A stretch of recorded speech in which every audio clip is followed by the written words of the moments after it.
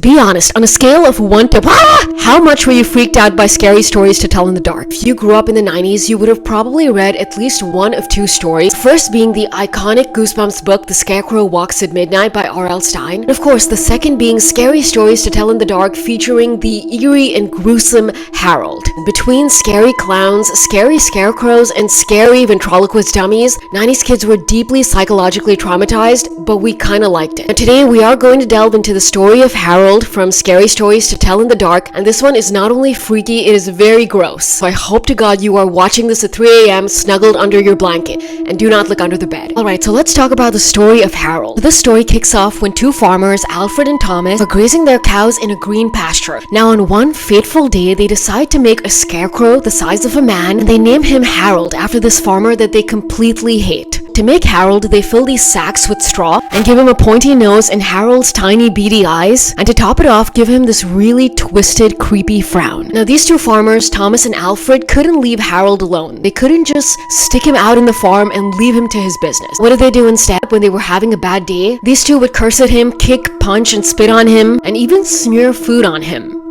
Gross. They're about to get what's coming to them next. This is the point of the story when things start taking a very strange turn. Karma, some might call it. So one day when they're wiping food off of Harold's face, he grunts, and he moves just a little. Now this freaks them out so much that they go, let's just leave Harold alone for now.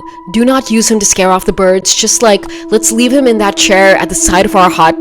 Do not touch him. A couple days go by and Thomas and Alfred are like, we probably made all of that up in our head.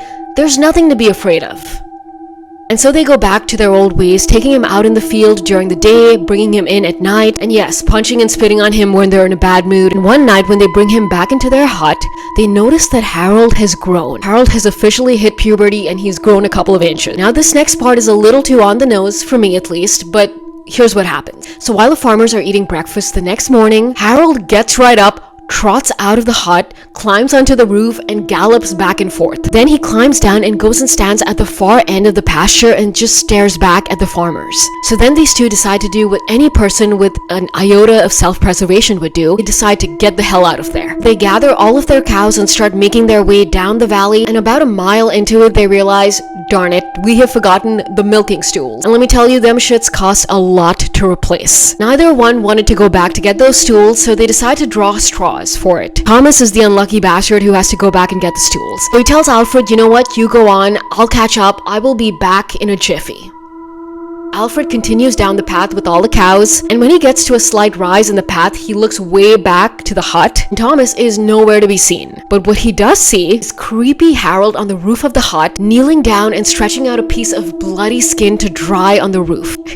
The end. Moment of silence for Thomas. And let me know if you remember the story from your childhood, and also which was your favorite scary story to tell in the dark. Drop it below. I'm gonna read your comments.